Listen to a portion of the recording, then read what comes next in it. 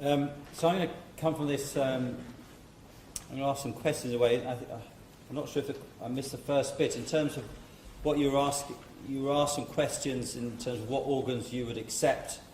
I can't comment on renal transplants right now, but I'm going to ask you to just put your hands up. You're waiting for a liver transplant. You're offered a liver donor. You're told that a liver donor has hepatitis B. Hands up who would accept that organ.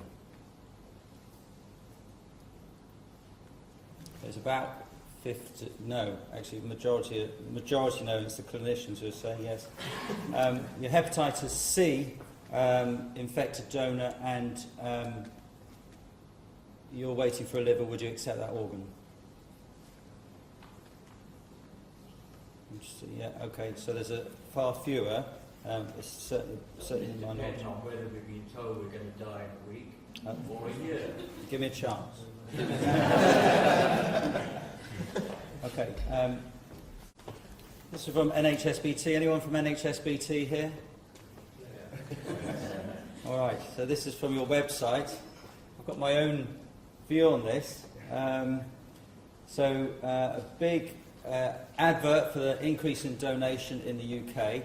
We're still way behind many European countries, woefully behind European countries.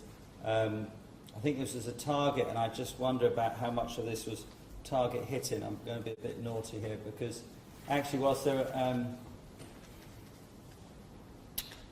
the 50% increase in donation wasn't matched by a 50% increase in transplants carried out. And the problem is that it's all about the liver.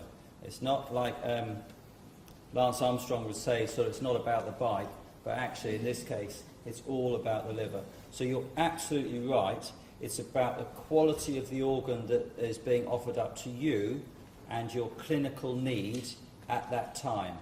So any discussions about actually any organ has to be put in that context. And indeed, in the UK transplantation, certainly for livers, we are moving much more to a severity of illness model. And what's going to happen is that patients, and if we go through a national listing program, you'll have patients who have the severest disease, i.e. the most advanced liver disease, will be effectively offered first choice of livers. And this is going to raise some difficult questions, because on the one hand, those are the patients who are the sickest. And so therefore those are the patients who need really the very best quality organ for them to get through that ITU phase, etc., etc. However, if the only organs they're being offered are from very fatty livers, from poor quality livers, from non-heart beating donors, which patients struggle with sometimes, and actually the big increase is actually from the non-heart beating donors, you can see that we're going to have an increase in transplant mortality related to transplantation, and a big and already documented increase in the cost of transplantation, because instead of people, even very sick people, going onto ITU, ventilated for a night and sometimes not even a night, coming off ITU the next day, you've got patients staying in ITU, they get this not very good graft, and they sit in ITU for 5, 6, 10, 15 days because the organ takes a while to work. And so that is the context that I'm putting these discussions in. Are there any questions on what I've just said? Everyone understands that. So it's very important that you understand that picture, and then we can actually talk about the organs themselves. There we go. It is about the liver. It's all about the liver. And actually, work from both here, work from King's, work from Birmingham, all identified that DC donors, these are patients whose hearts have actually stopped, patients with fatty livers, poor quality organs, they're staying in ITU a lot longer. So this is exposing a patient to a risk. And interestingly, actually, do we as transplant physicians go up to the patient and say, this is a fatty donor, do you want to take it? Well, we don't, because we take, this is a patient who's very high risk, advanced liver disease, and that's the best we've got at the moment. And yet we are encouraged to discuss with those patients if that donor has a virus, for instance. do you wish to take that risk of having a virus? So there is a complexity here, which I don't think we necessarily are addressing. Some of these are going to be, CMV has already been talked about, HIV is going to be talked about. H1N1 I'm going to just touch on. HTLV1, we don't exclude patients, but some we do get, the patients are screened, or the donors sometimes are screened for that. I'm not going to touch on that anymore. I arrived here 92, and I think sort of 92, 93, lamivudine arrived. And I remember when I was on the unit, we were one of the first hospitals to have access to lamivudine.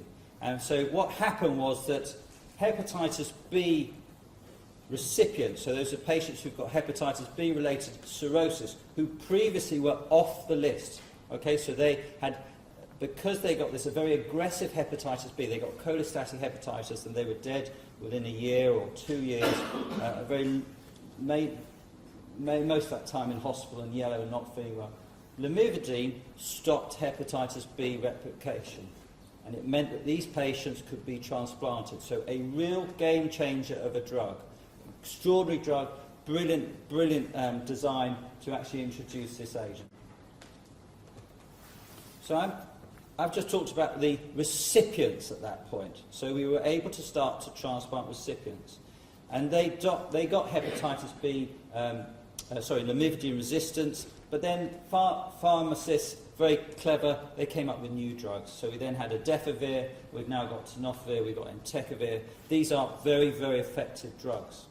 So hepatitis B patients are being transplanted and they are not getting hepatitis B back.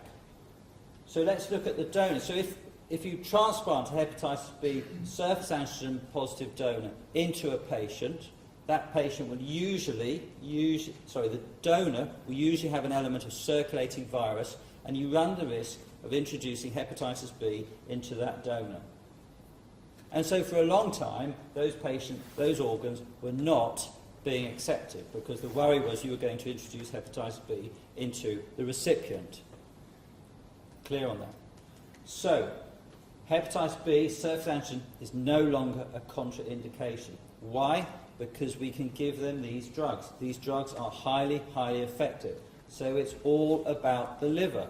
If it was me on the waiting list, and if I was either very sick or actually not that sick, I would happily personally take a good quality graft from somebody who's hepatitis B surface antigen positive, because I know that it's likely I will tolerate tenofovir or entecavir. These are very well tolerated drugs.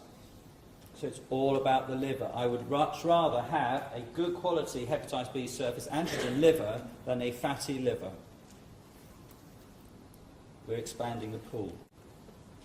Now, hepatitis C antibody donors.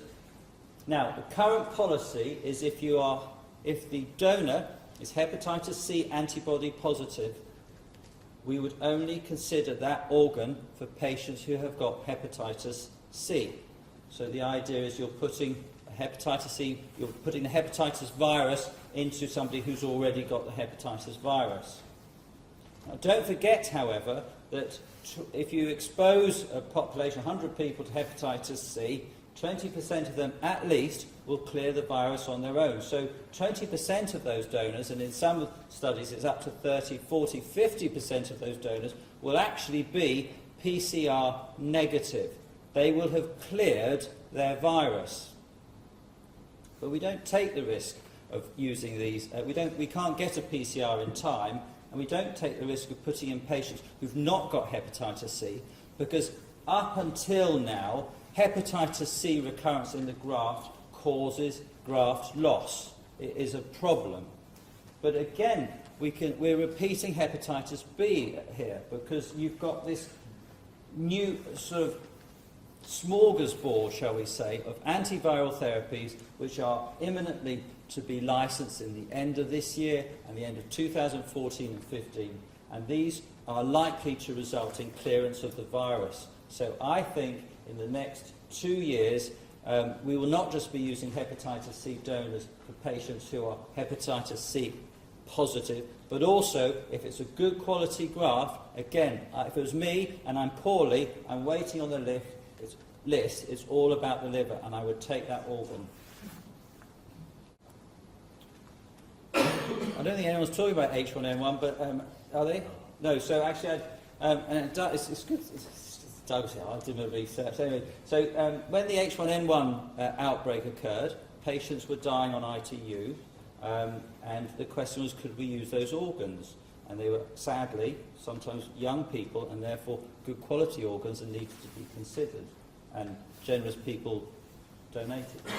So Doug and colleagues, Halliday, and that was published in Transplantation, they looked at 13 organs taken from 5 known H1N1 donors, and none of them recipients developed H1N1. And actually the screening, they comment, the screening and the prophylaxis was pretty variable throughout the units. There wasn't a hard and fast approach to that group of patients. So most of us think there'll be another of these pandemics around the corner, and that just gives us at least some evidence to base our approach with these patients.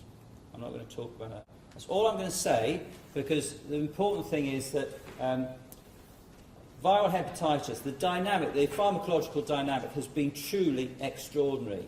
And you are seeing this same in hepatitis C as we have seen in hepatitis B. And essentially it is opening up that organ pool. Okay, thank you.